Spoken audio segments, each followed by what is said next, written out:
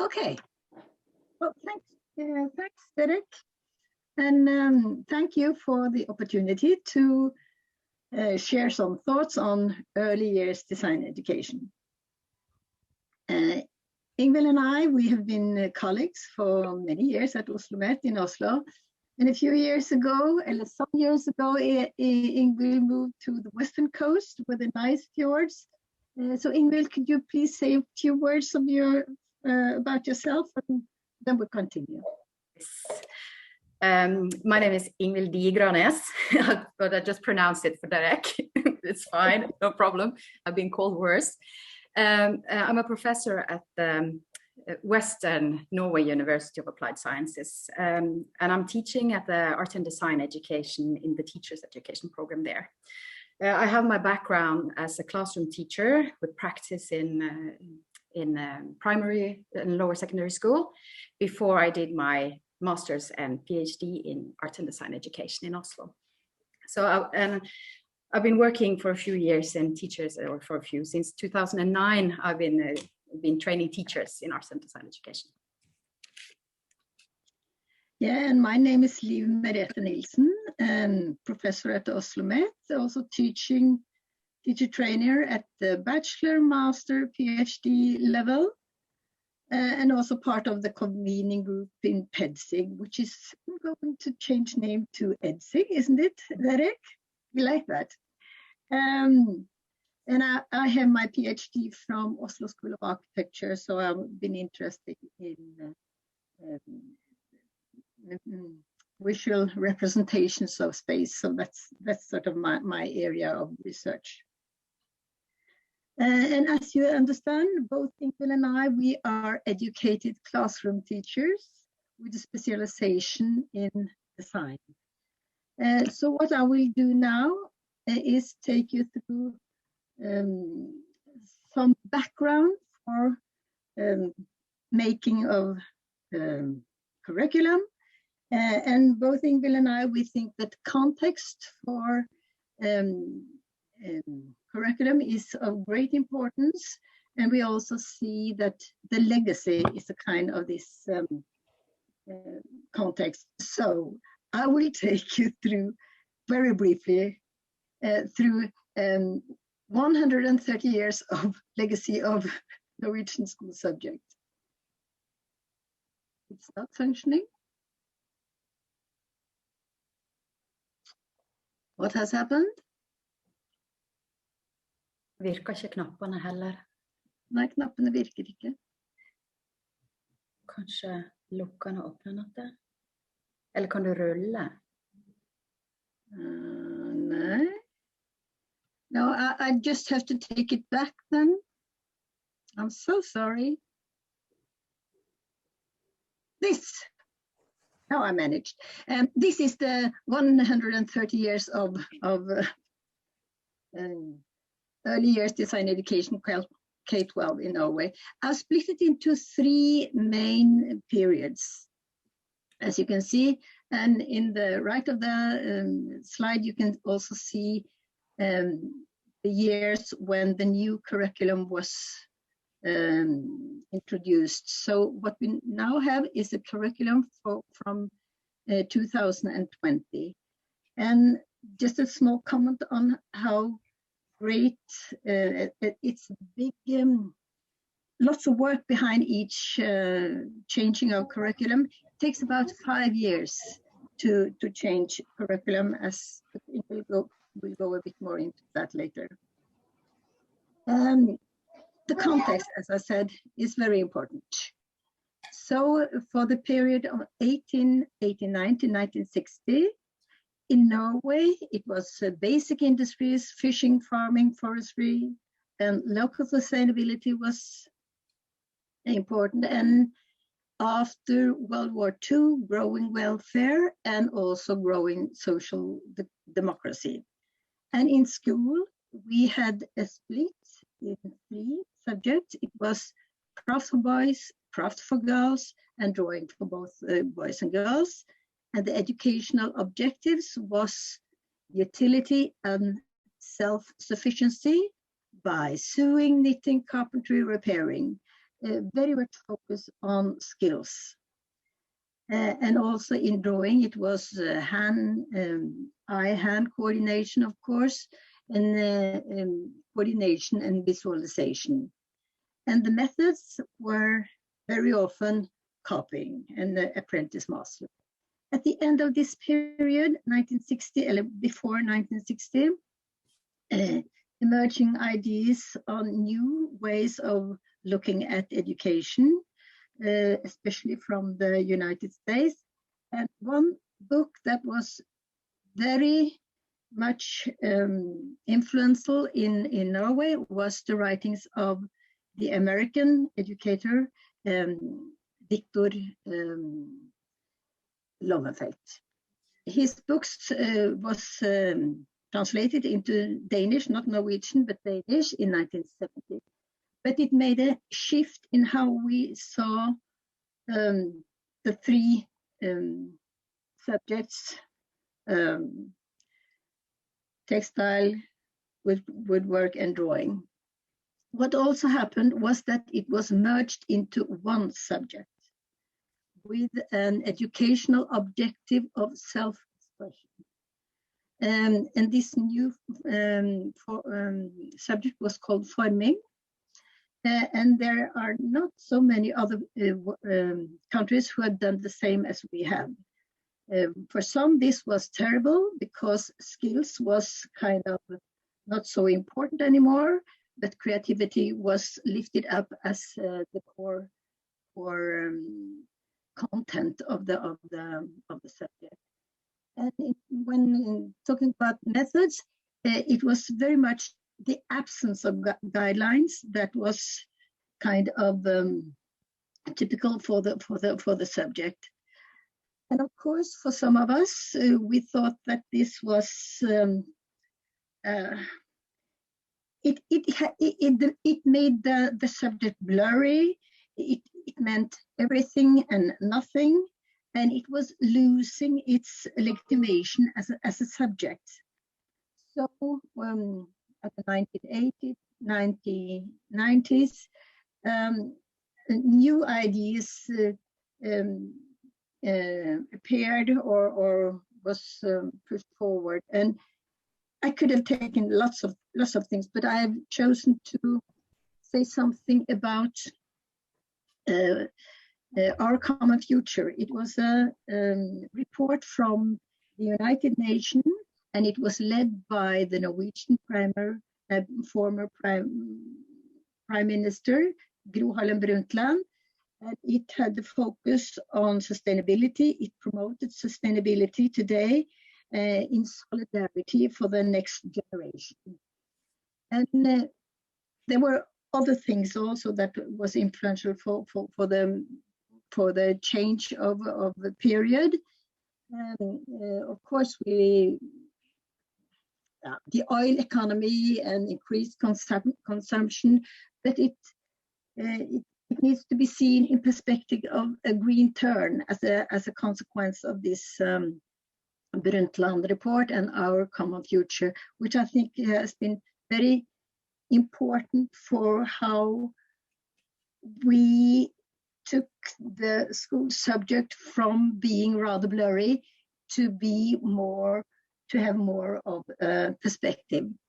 The school subject changed name from forming to art craft, but it is at its core, it's design, because it takes the best from art and the best from craft, as I see it. And educational objectives was material culture, quality, redesign and repair. And this redesign and repair was also a part of this green turn. Visual communication and user participation also came in as core parts of the subject. And methods was creative problem solving and materiality. Ingvild Digranes, she has written a very nice article on this, where the title is The Norwegian School Subject Art Crafts, Tradition and Contemporary Debate.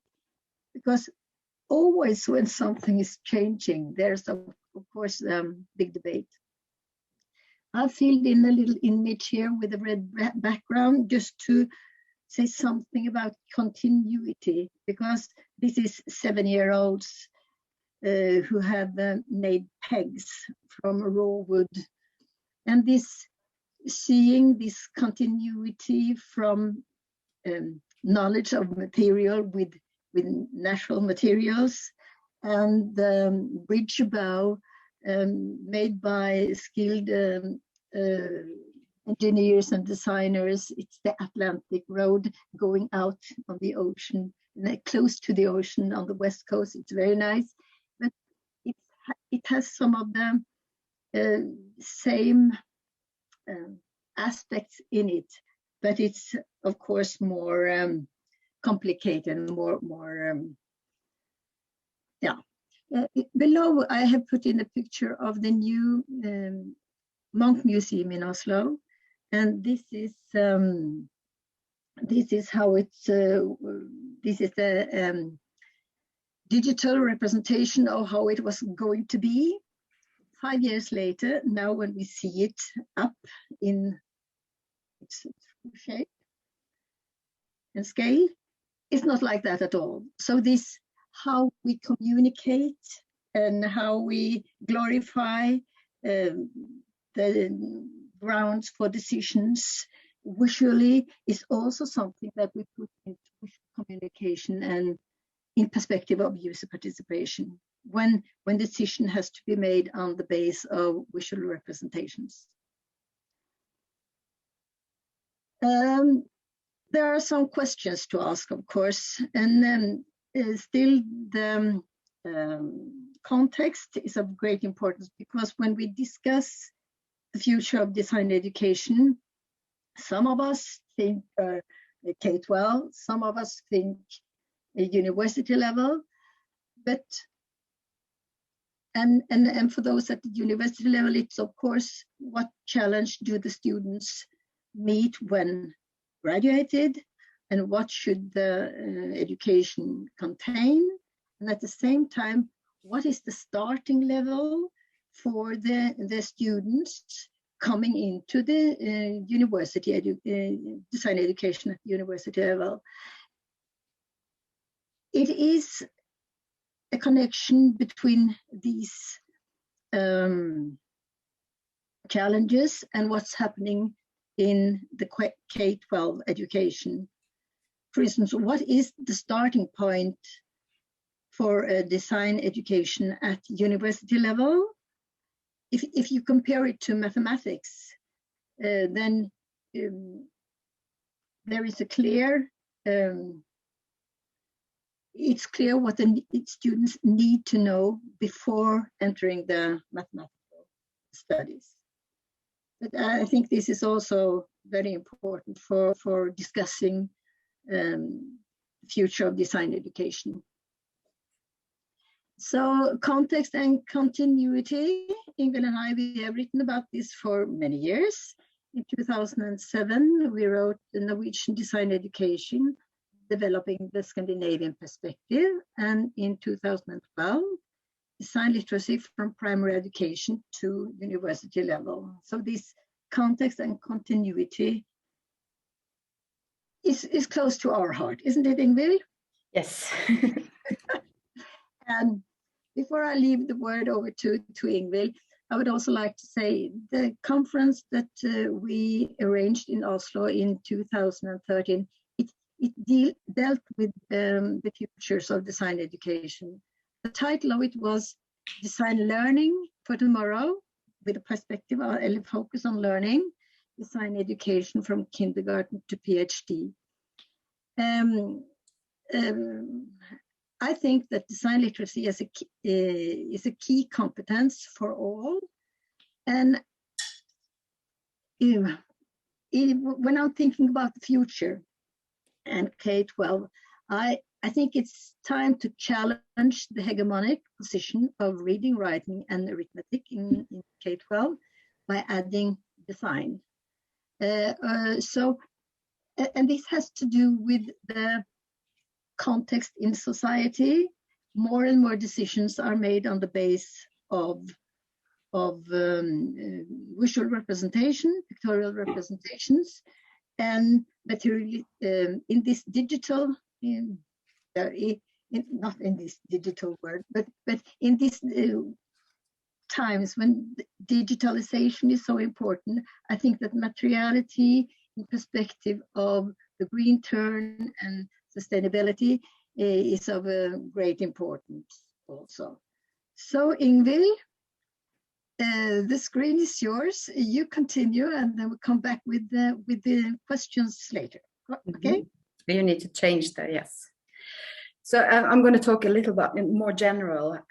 While building a national curriculum, I'm just coming out of some work with what's it called, Director of Education in Norway. I've been heading 4 different curriculum groups.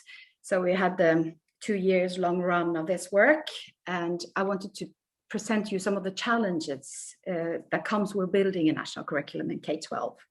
Now, the first thing is that not everyone has a national curriculum. It's not necessarily common to have a national curriculum, at least not in primary school, lower secondary school, in design, but still we do. And I think we need to recognize again the context, that this is a political choice, and it's also a cultural choice which comes into it, because you always ask, what is the purpose of education at all? What's the purpose of general education and having schools? And there can be several answers to that. Some use it to uphold a status quo. It might be power. Some might use it as a democracy tool. Some might see it simply as knowledge building. And I like to see to set the Norwegian purpose. It's a dual one. But first of all, it's a democratic project, the school, because it's free for all at all levels. Norwegian students don't pay. Education is free, no school, no tuition. So the purpose of the Norwegian school is equal opportunity in life. And unrelated to background or geography, economy, culture, whatever, you get the same basic chance in life by the national curricula. So I think when approaching general education in Norway, you then have to ask, what should be the common repertoire of knowledge and skills and values that are represented throughout this? So we see schools having a double mandate. And if you talk about professional theory, you talk about how professionals are supposed to change a situation from an undesired situation to a desired one. So if you're a doctor, it's from someone sick to healthy. That's the ideal thing. And in education, we work with 2 things. It's the first, from uneducated to educated. And then you talk about Bildung, from unbuilded to builded, or unformed to formed. So you have the societal perspective of the educated, but also the individual aspect of the formed person. And you work with that through the subjects, of course, but it's still a question, what is formed grown up then? So these need to work together. And you will never know if you succeed until your pupils are grown. So even though you work with them in K-12, you won't know if you succeeded until they're maybe 30 years old and active citizens. So that's a dilemma. You work with building something that you might not know will work. But still, if this is what you're looking for, a common repertoire, equal opportunities, then the national curriculum is the answer in a way, because you want it to be across everyone. Jag tror du kan skifta slides.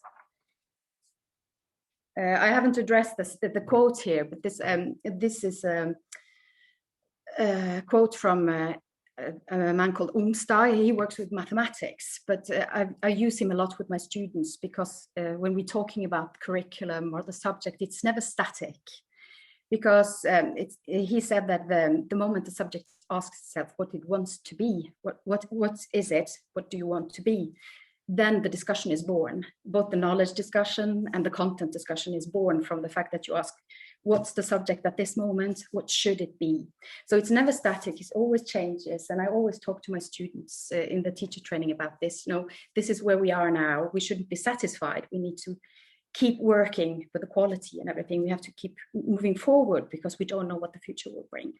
Okay, then you can change the slide.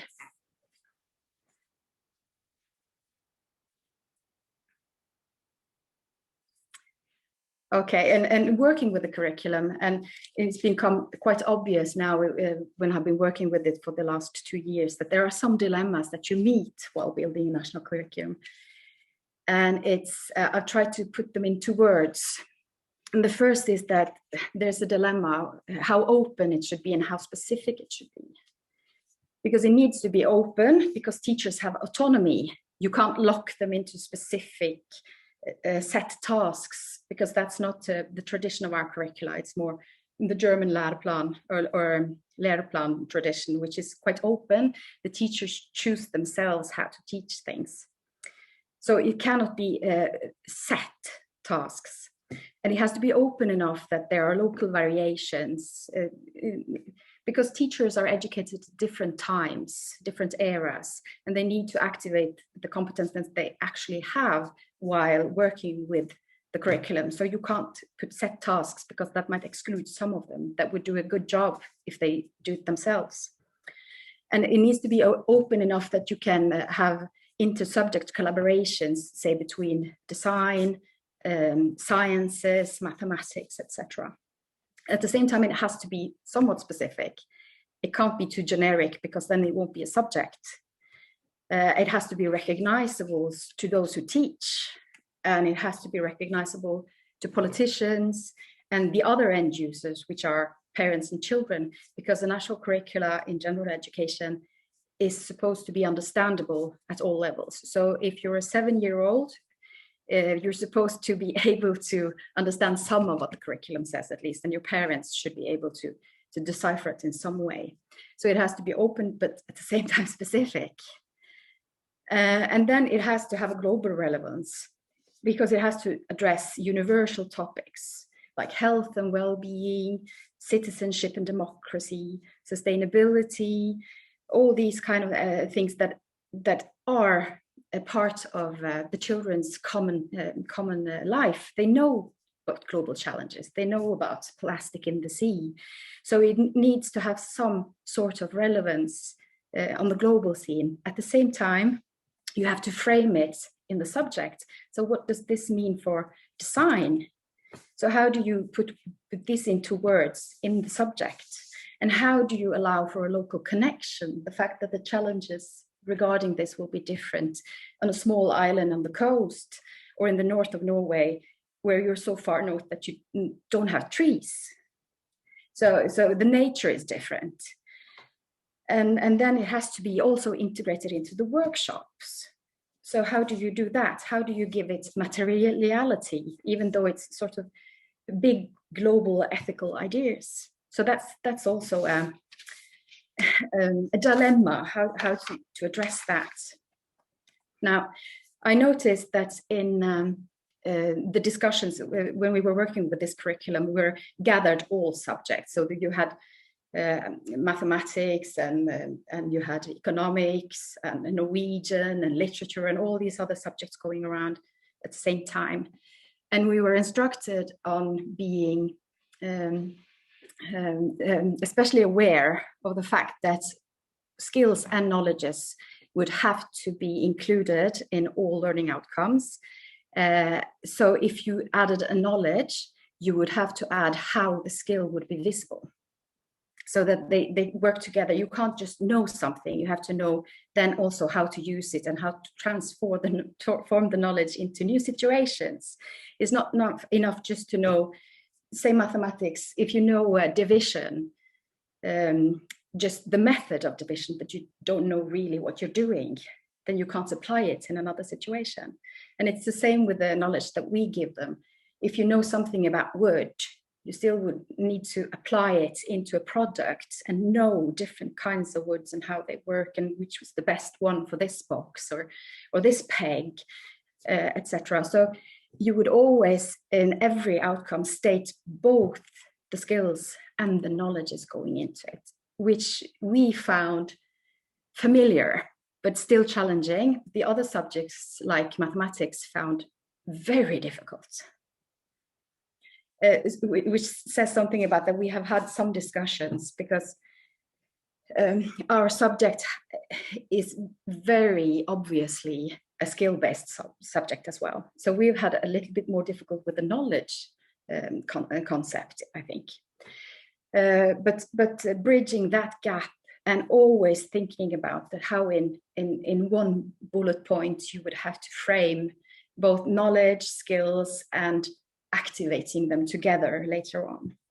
So that's also a dilemma. You would have to, you can't just know about art history. You would also connect it to your own work in some way and use the knowledge and new solutions or whatever. And that's kind of hard to make it bridge the skills knowledge gap.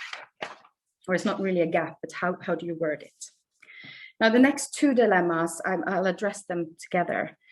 It's philosophies and ethics versus formal learning outcomes, and aesthetics and creativity versus evaluation and grading, because here you meet something that you meet in both of them, that how do you express these parts?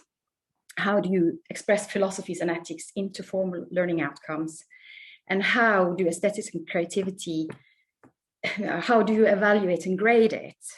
Because by law, we are only allowed to evaluate what we can see and witness in work or performance from the students. You cannot evaluate anything that you can't document or describe. So that would mean that you have to find words or phrases to express the philosophies or ethics going into it, or the aesthetics and creativity parts. And how do you do that? How do you make it possible to evaluate it?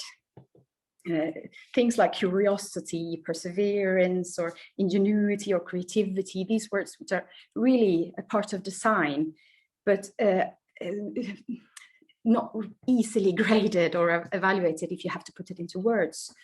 So translating some of these more ephemeral things into recognizable skills and knowledges and marry it together as well, that's a hard translation, and it takes a lot of work, because these national curricula also have guidelines to how to evaluate it. So we needed to have the discussions up front, because you can't let all Norwegian teachers find it out for themselves, because then the point with the national curricula is gone. You need to give them some sort of help in how do we address this? How do you break it down so that you can say something about creativity? Is it different ways of problem solving? Is it planning something and finding new solution by combining old? How do you address this? So that and back to the other dilemmas, it needs to be open enough and not specific, etc. So it all ties together in quite a difficult work. And I think one of the things also is the tradition and the future skills. You know, how do you bridge that? Because the tradition we know quite well, and a lot of teachers in the practice like the tradition, but at the same time you have to introduce future skills, because if you make a curriculum now for 7-year-olds, there's 20 years till they're 27 and start working, and what skills do they need then from design? Not all of them are going to be designers, some of them are going to be doctors. What do they need? Do they need design education as doctors? I would say yes, but that's me. and which is, as Merete said, something about challenging the established fact that the politicians like mathematics and Norwegian and English, you know, that these are the basic subjects that they push, because we don't really know what the 24-year-old or the 29-year-old need by now. And when you test these PISA tests at 4th grade and say, oh, alarm, we have lost a point in mathematics. Okay, but when they're 24, do they use that mathematics, or would they rather know how to draw? Some of these things we don't know, but so sometimes you feel a little bit like a magician, because you have to maneuver all of this and at the same time think 20 years into the future. You know, what should they maybe know in general design education that would be relevant not only for those who want to pursue a career in design, but those who want to pursue other careers. So I think the process is quite important as well. And the Norwegian process has been very open, and it's taken almost 2 years now. And it started with all schools and universities who have teachers within these subjects. They can put forward names to sit in the groups. And then some names are chosen, and they're both practicing teachers on the different grades that are touched, and they're from the teacher training. And then we start to work, we get some of the structures, and then you try to change the subject, maybe sometimes a little bit drastically and sometimes not too much. And then you send it around to everybody who wants to read it and say, did we miss the mark or did we hit the mark? Is the change good? And the practice field answers and said, well, it was too much of a change. It's too radical, change it back a bit. And then other times they might say, well, it's not radical enough, change a little bit more. And then you start working concretely with the content. And then when you've made the first draft, you send it for a hearing to all, you know, teacher trainings, all schools who want to answer, municipalities, districts, professional organization, etc. And everyone answers in, you know, does this look good or not? What do you have comments? And then the groups do another revision and send it for another hearing. So we just got the response from our hearing on Monday, which was quite good. So we don't have that much change to make. But then we do the last minute changes, and then the curriculum will be active from August. So you have all these rounds going the whole, nationally to be sure that you don't. That it has to be somewhat of a change, but not too much, so the practice field can't take it. So, but still, you always need to ask the question, where we're going. And Merete, could you change the last slide? I don't think this is a new thought in Norway, because I've brought a quote from 33, which is from a teacher, educator in Sloyd. And he said they were talking about the change in the subject and how they would have to discuss what it was supposed to be now. And they also had the same dilemmas. It should be the body, the mind, the reason, the heart, and the hand, from the child's perspective towards the grown person's responsibility in society. So this is, the foundation for a national curriculum, I think, and it has been with us the whole time. It doesn't mean it's easy, but and it's always interesting. But it's part of what we do and what we're interested in. Me and Merete have worked a lot with this, and it still inspires me. I think it's fun. So that's what I have to say. And Merete, if you change to the next slide. So I think this question that we're continuously working with, both when we make curricula, but also when we teach new student teachers, it's what does the general public need to address the challenges in the future, and how do we facilitate that in school? And I don't know, so what needs to be changed the whole time? Yes, thank you.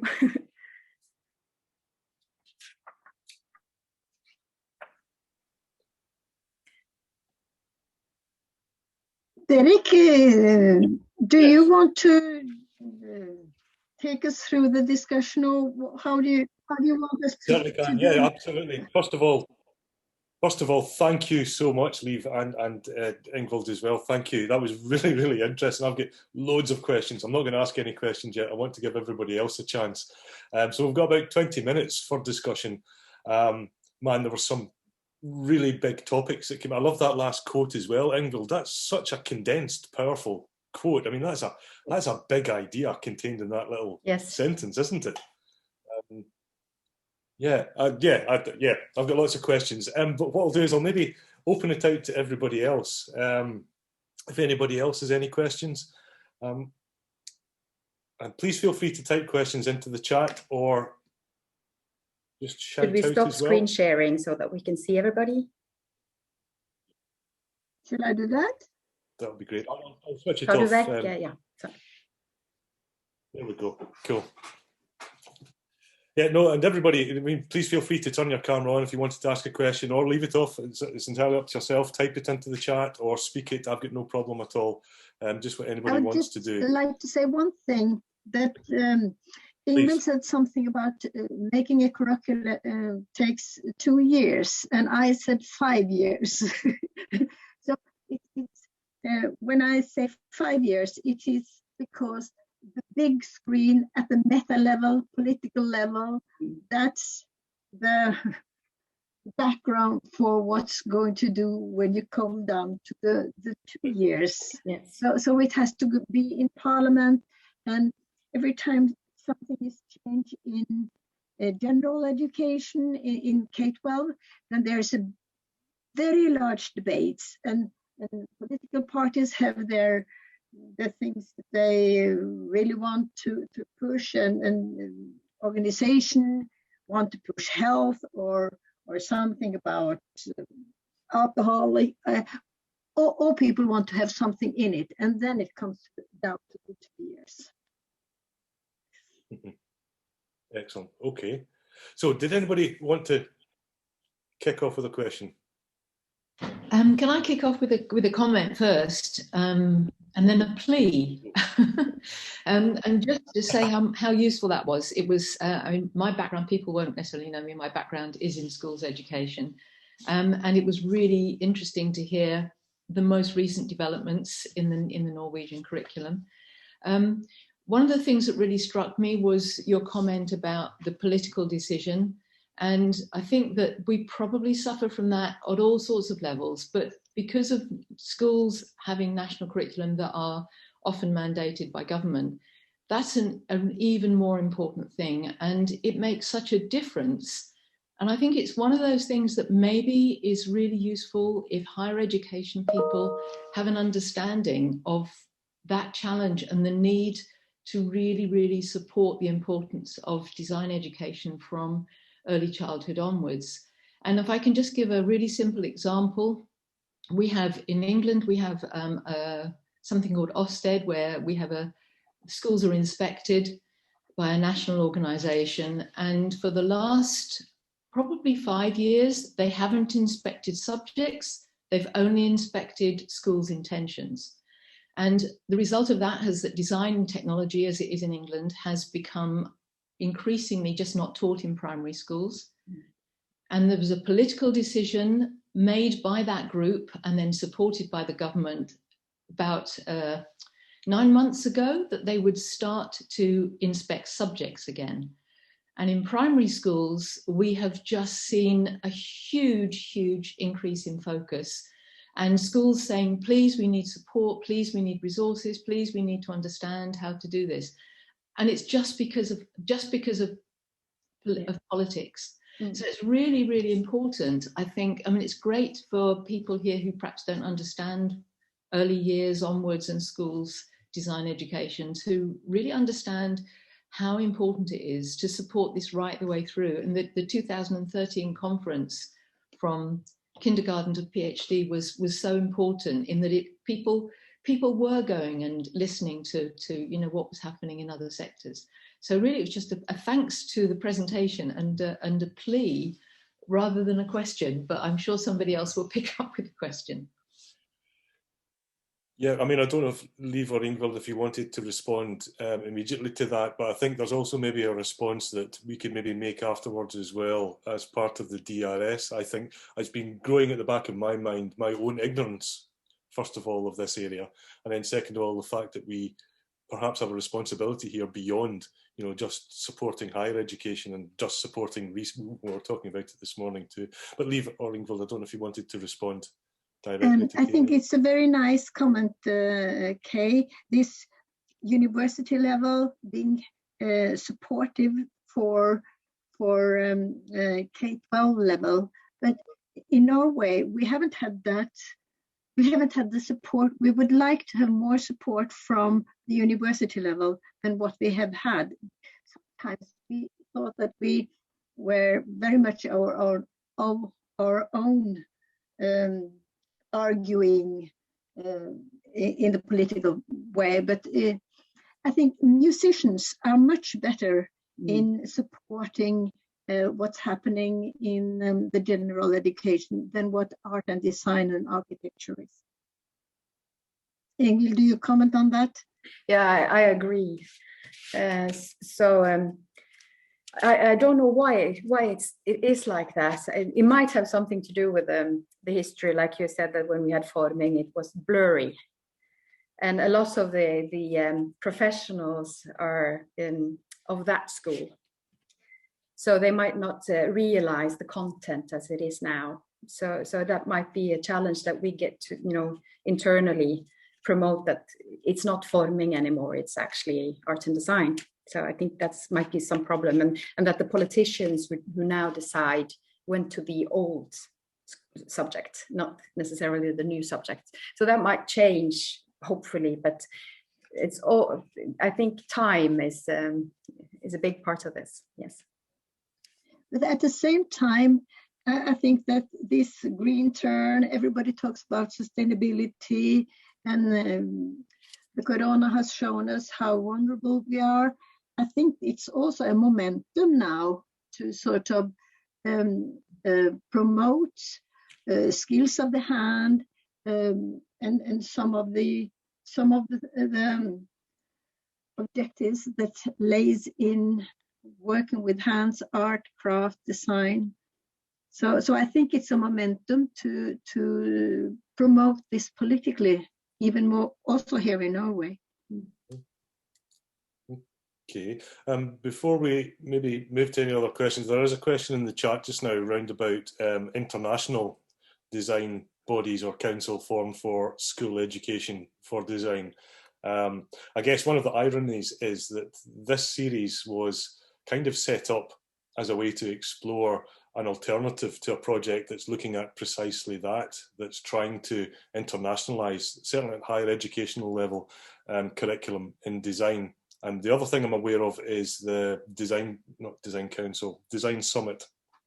The DRS were involved with that a couple of years ago in France, and it started off in Montreal a couple of years prior to that. And they have a working group that are also trying to do something at an international level.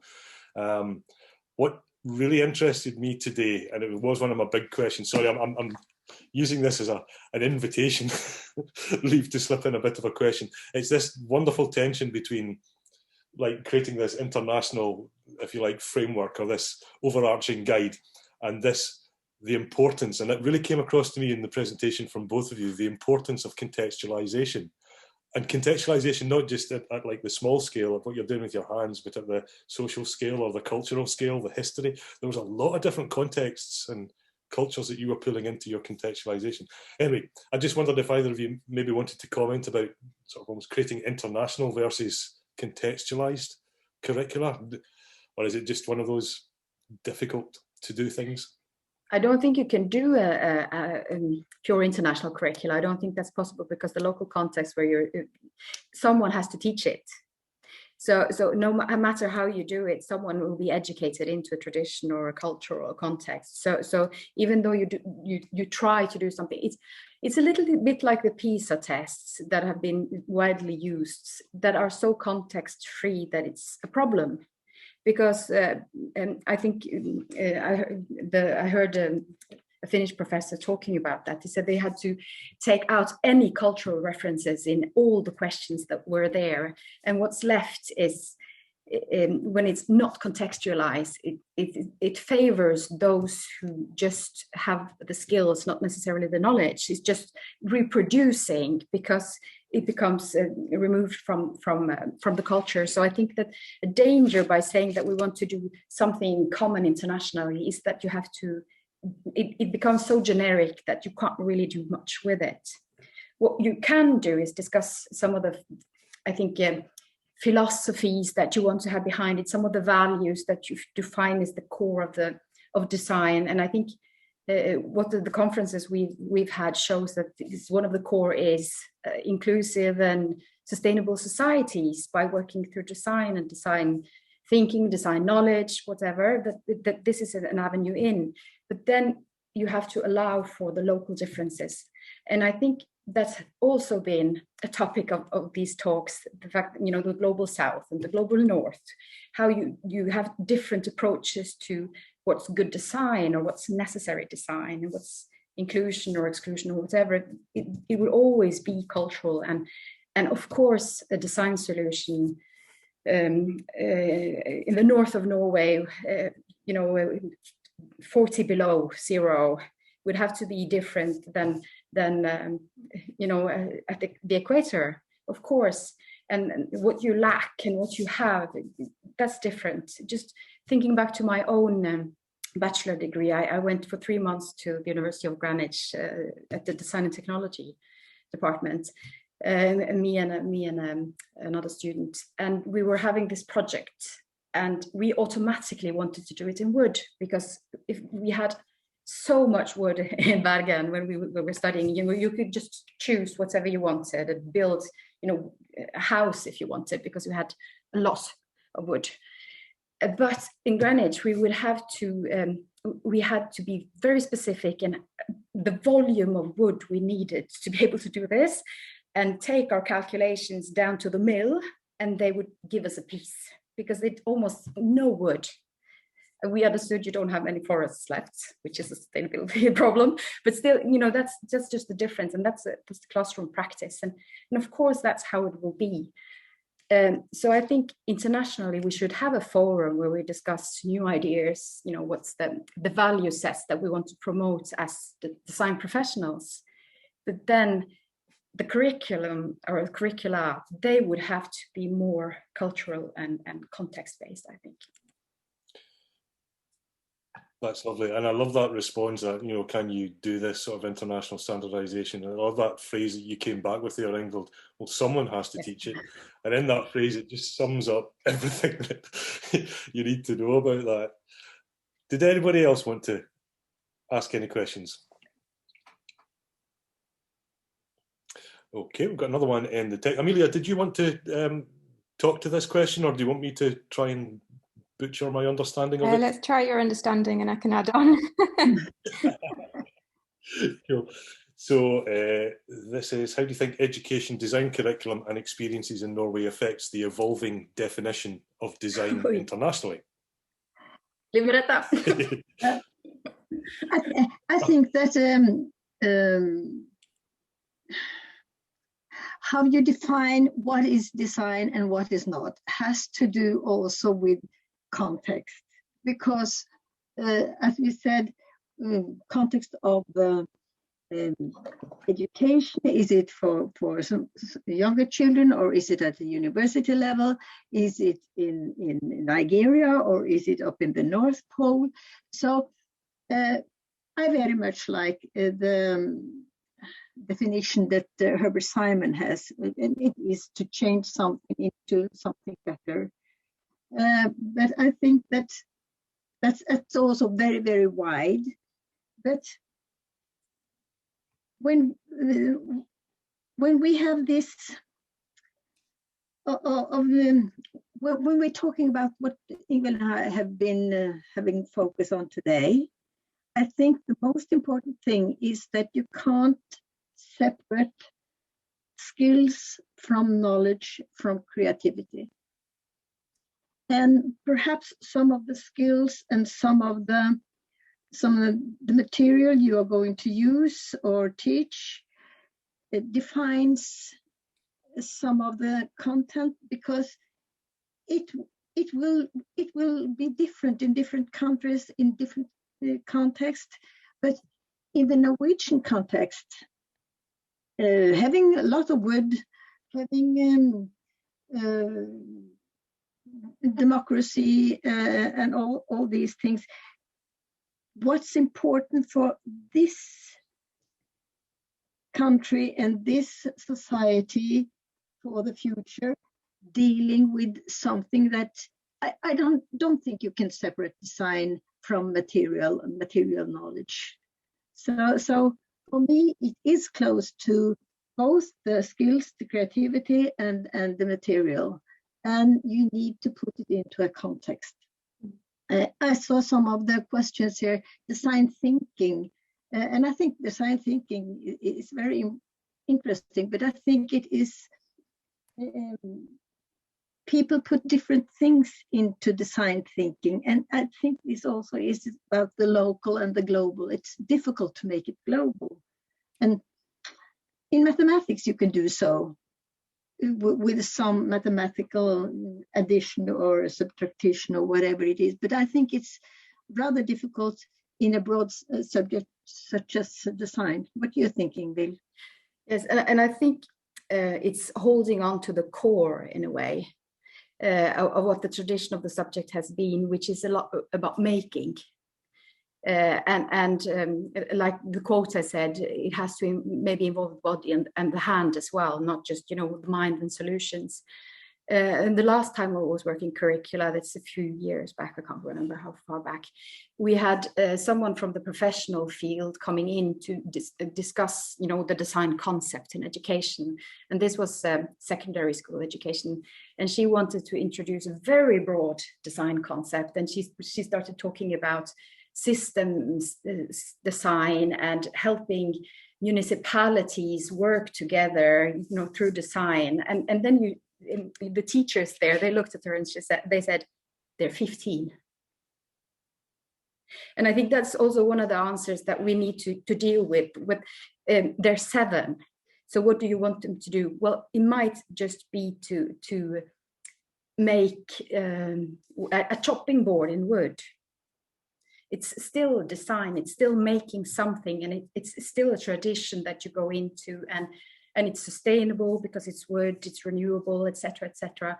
So I think the core of, like Limit said, materiality, because and then I'm talking from general education perspective, because if you try to do all the new parts where you include design, and that's hard. So the core of making something and materiality, I think that's it. And also about design thinking, which is also problem solving, you could call it things like that, creativity maybe. But what we see in Norway as well is that a lot of external forces want to introduce new concepts that's supposed to help.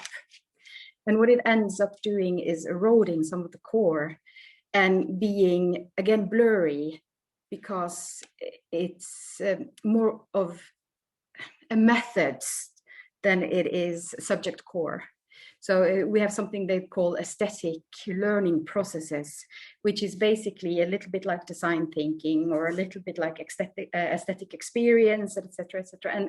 And it's sold in from the outside, and it erodes a little bit of the core because of a generic educational method. So I think in general education, keeping the eye on, the tradition, or this small core, and from that can grow lots of different professional courses or education or degrees or whatever. But in general education, materiality and making something, giving shape to something, I think. Okay. It was a long answer, and maybe I answered more than was asked. Excellent. Is that great stuff, Amelia? I know certainly it's massively tempting to do that kind of universalization. I was reading a paper recently by Keyes Dorst. I can't remember the second author. I'll need to dig it out. Anyway, just looking at the process of going from a novice to an expert in designer. And again, it's not particularly well understood in our field, how you make progress from through these stages. And I think part of it is because we fail to engage with these other stages of education and actually realise it perhaps for the more longitudinal process that it is. But again, it's incredibly compelling. You read Keyes's paper, it refers to, cross, it refers to properties or characteristics, if you like, of a designer. And it's compelling to want to go with those. But what you're talking about, Ingvild and Liv, is a different approach to that. It's rather than standing from the outside and forcing it in, it is that core that is the starting point. And again, we're seeing that. I hope we get the chance to reflect far more examples of that in these meetings as we go forward from different places, different cultures and contexts around the world. That core, I'm starting to realise just how absolutely important and valuable that thing potentially is to us as humans, as people that know stuff and value that knowing. Sorry, that sounded a bit cheesy and romantic there. There was a big comment from, who was this from? Carl Friedrich. Carl, did you want to, or sorry, Carl Friedrich, did you want to talk to this question? So yeah, this is about the difference between the focus on skills, just the purely behavioural stuff, and then the methods, as opposed to like doing something. Yeah, and I think that's like one of the dilemmas we were talking about. And I think Eva Lutnes in Norway, she's writing a lot about the fact that you can't just like do skills. When we work with design, it also has to do with the context and the knowledge, etc. So when you give the pupils in school, it doesn't have to be a set task. It can be an open-ended question, like a complex question, you know, and then they would have to do research and before you get to the part where you make or shape or do something. So it doesn't have to be the old copying that we saw, which was crafts in the old days, because it can be something quite different. You can start from the other end and open-ended complex questions, and then the students research themselves, and then it becomes a thing. There was a doctoral thesis in Norway about woodworks written, and she said that children respond to making things. And these things can be concrete, and sometimes it's solutions, but they will be concrete for the students because they found the solutions themselves. That's also design, but they have to recognize that it's a process where they produce something. So it doesn't have to be, like I said, something in wood, but it has to be something that the students in the end see as their product, as something that's definable. There's still something, I mean, we see it even in our higher education, our design thinking students, that first moment that they realise that, and this is adults, by the way, relearning almost that feeling of being a child and making something, that act of creation that is yours, that is slightly different to everybody's round about you. It is such a powerful and simple human learning thing. Right, I'm very conscious of the time, so I'm sorry, Eduardo, we might not get round to your question on how this kind of materiality-driven design could relate to historical dialectic approaches of analysis and theory, which I know that Liv and Ingvild are desperate to answer. We can maybe have a chat about that, because I think that's actually quite interesting in the Norwegian context, believe it or not. We can maybe have a chat after the recording ends. I'm more than happy to stay around for a wee bit if anybody wanted to talk. So, Liv and Ingvild, thank you so much for this today. It really has been very, very interesting. There's lots to think about, and there's maybe even lots of stuff for us to take away, perhaps as the kind of education special interest group at the DRS.